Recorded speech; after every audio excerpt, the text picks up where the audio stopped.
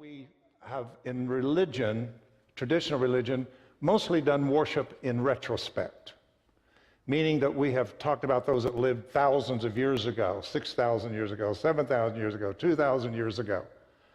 But actually we need to move away from his story, history, her story, his story, to my story and the mystery.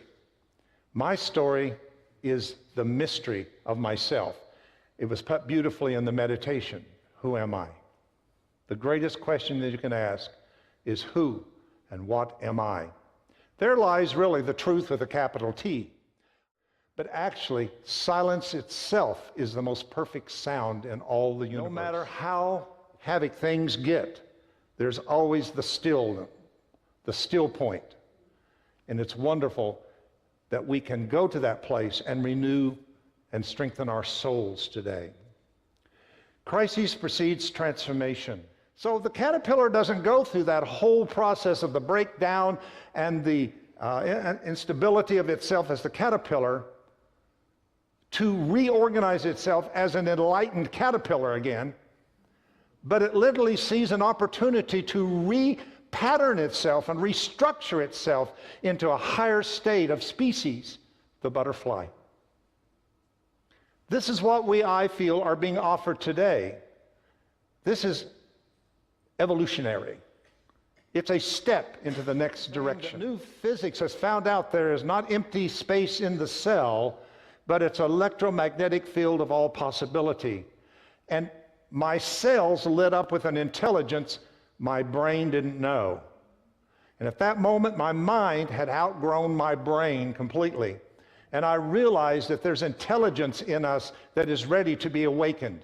It's coded information of how we can make this tremendous experience of our leap into our spiritual evolution. But the evolution of human consciousness is the marriage of science and spirituality into what I like to call a new spiritual common sense.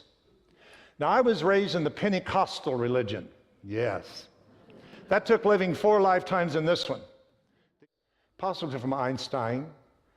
About matter, we've all been wrong. There is no matter. There's only energy vibrating at such a slow density that it is perceptible to the 5 senses.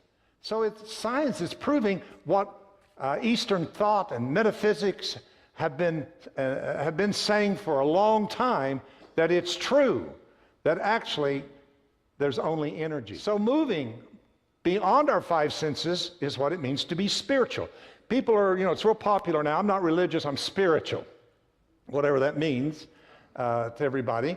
But to me, it just merely means that I'm no longer putting all spiritual principles and ideas and running it through my 5 senses, but I've gone beyond the 5 senses into a realm of spiritual, which we call Christ consciousness. As far as the emergence of enlightened thinking, we got it. We sound really enlightened. Oh yeah, you get a bunch of us together, when you get together at lunch today, you're going to sound really enlightened. Because you've been to the workshops, you've read the books, you've had the best of speakers, you've got it. But the world needs more than more thinking. It needs manifestation of what we think. We can think about love with the brain, but the brain can never be the thing it thinks about. Think about that. In other words, I intellectually can learn all the etymology of love and teach on it and sound really like I know something about love and have never experienced what love is at all. There's a difference. And what the world is looking for is not another religion based upon thinking, but it needs a manifestation of the peering of Christ consciousness all the way to the mental, emotional, and physical level. I think this is what New Thought is about. The first time I spoke in a New Thought church and was asked to speak back in the 80s, I was directed by my inner guidance that I needed to become a part of the New Thought community because they would be the midwives that would be there for those that are coming out of orthodox traditional religions, wounded and hurt, and need to find a safe place of non-judgment in which to heal. Moving from adolescence, what are we moving to? Co-creative adult. And that's what I'm looking for.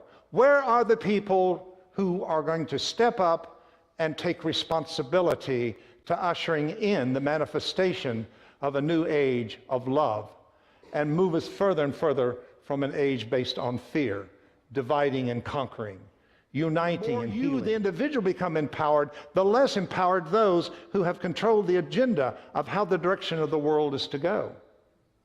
This is a tremendous time, and that's what I want to bring to you this morning. I want to ignite the spark in you, the fire in you of the purpose, that you are more than just another church, another group of people, another religion. And I literally felt the spirit of Charles Fillmore, the presence of it, and I realized this man was visionary. If you read his things, you will see that he really saw this time of the quantum. He saw this time of change and transformation. He saw that there was, and he didn't want what is unity to become confined in the dogma and doctrine of another religion, but to remain free, to grow, to develop, to experiment, to move forward. And that's what I have found with Unity and New Thought, a space that I had never found before in all the years of my ministry. It may not feel good, but it can be spiritual. Not everything that is spiritual feels good. Spirit is transcendent of the way humans see good and bad. When we get up here and say in unity that God, the one power, God the good, we don't mean a good that is opposite of evil. We mean a good that is transcendent. What is good is what Spirit has for me to move me along and evolve me to my full potential of all that I've been created to be. We come from the premise that everyone is created whole and magnificent now. And today you will lose 10 million cells and replace them. Wonder if you changed the place in which those cells came from that had arthritis, that had sickness, that had cancer, came from a different vibration, then would those cells continue the old pattern or start reading a new blueprint? The Bible is clear that Christ is a seed, not as many, but a seed. And I'm telling you, that seed is God DNA in you.